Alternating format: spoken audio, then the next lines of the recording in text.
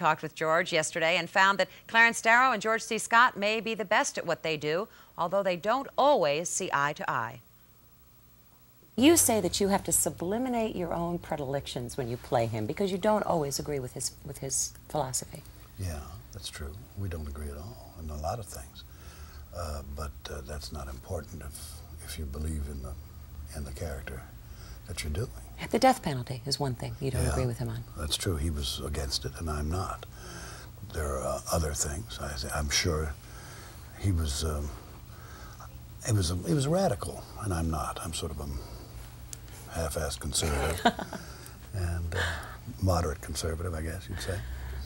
So we don't see eye to eye, but that's immaterial, really. Did you know a lot about him before you took on this part? Is this something you wanted to do? A little bit. I've always been an admirer of his. I wasn't all that knowledgeable about him. But as you do normal research on any character you do, I got a little better advised on his situation, and have come to his stock's gone up in my estimation. Any fears of doing a one-man play, especially with health? I mean, it's a lot of effort to give every night. Yeah, the toughest thing is the constant concentration. There's no time, not even an instant, when you can relax and take it easy for a second. So that's the hardest part. And you're your own director. Yeah. I mean, not many people do that, take that risk. You've done it before. Yeah. That's not so hard. It's easy because you get along with everybody, see. Yeah. But, well, you're the boss. Right. And so you don't have any of those famous personality conflicts. Right. But the main thing, the hard part, is that there is no time to relax at all. You have to just keep banging for an hour and 40 minutes. You know, you had the best training probably in the whole wide world in that it didn't happen real fast for you when you were younger. You know, you had this conflict between writing and acting, and it wasn't until Pabst Richard III, right, that things started to click for you. That's right. Yeah. Back and forth, a lot of stock, a lot of... is it good? Has it served you well to have had that kind of beginning? As you look back on it, yes, it's a good thing to have had happen. You don't feel so at the time, naturally, when you're starving to death and so forth. I was an actor for 7 years before I made $45 a week. Yeah. So that part isn't so... But it's nice to look back on. You know, it's like having pneumonia and getting over it. When you stop banging your head, it feels so good. You know, you say that this business levies the extreme assault on human beings. Therefore, you would not encourage any of your 6 children to go into the business. In fact, you wouldn't. I read you said you wouldn't help them at all if they went into the business. I've done nothing. 2 of them are. My daughter is an actress in London, and my son is an actor here. Both of my youngest daughter and my youngest son. The other 4 did not choose to be, and that's fine. Is it because of the assault that you feel strongly that they shouldn't have gone into it? It's difficult on a person psychologically, yeah, sure. It hurts, doesn't it? Yes, it's a painful profession. It's a profession of rejection. You've said that you would like to be the greatest character actor of all time. I did. But in relative, anonymity, you want to be anonymous, that you would like that. You really are a very private person, aren't you? There's a good thing about anonymity. You don't have to go through all of the peripheral falsities you mean like interviews? That stars, etc., have to do. Furthermore, you're viewed, I think, by people in the media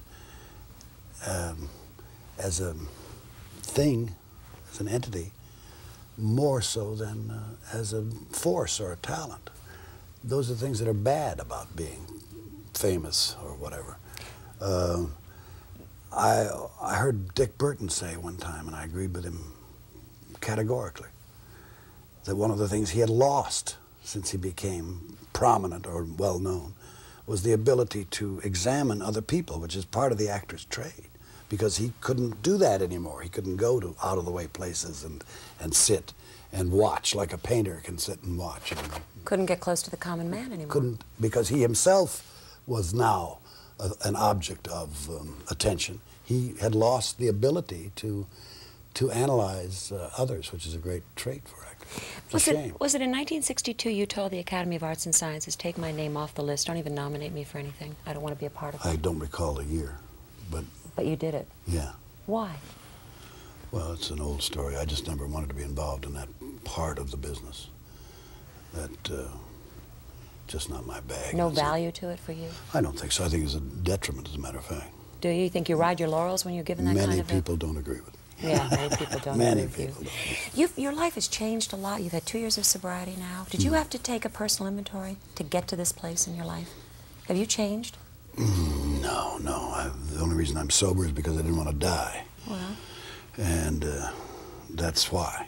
Otherwise, I had a great time drinking. I drank for 40 years, and I tried my best at it. I loved every minute of it, except when I was throwing up. But you get in too many bad scrapes, et cetera, too many ruptured relationships, and all of that. And it's a bad scene. Are you a man who looks forward rather than back? I sense that you are. You don't live in the past. Yeah, I try to avoid the past. Yeah. I'm with you. Yeah, I'm looking toward the future, if there is any. You've got 2 things. You told Kevin Kelly you have no idea what the hell this show is about, this ABC show that you might be doing? Yeah. Is that true? Why, no, it's just kind of a spy thing. Is I it? know what it's about, basically, yeah. They call it a wheel? Yeah. 4 of us are doing it. Peter Falk, Burt Reynolds, Lou Gossett, and I. And it's a 24-segment thing. Each of us are doing 6 segments. Oh, that's why great. it's called a wheel, apparently. But that's great, so you're not working daily on a strip show. No. It's not a killer. You can do other things like Clarence Darrow. Exactly. You're also doing the Ryan White story, aren't you? I finished that down in North Carolina a few weeks ago. Doesn't that air in November next month? Mm-hmm. And that must have been good. What part did you play? I played the lawyer who got the boy into school. This is the young boy who had AIDS in Kokomo, That's Indiana. right. That's correct. Was that a part that had a social conscience? Why take it? Well, strangely enough, this man whom I met, the lawyer, took the job because the lady didn't have any money. He took it without a fee, a la Clarence Darrow. I know. Very pleasant and interesting man. I met his family. I met Ryan White, who was there. He's doing better now. He's been accepted in another school, hasn't he, or something? He's doing all right. It's miraculous, apparently, how well he's doing. Yeah. That he's still, with us. And you're doing great. And Interesting I'm glad man. You are doing well, aren't you? I'm doing all right. You look terrific. Thank you, You Eileen. do, Thank George. you.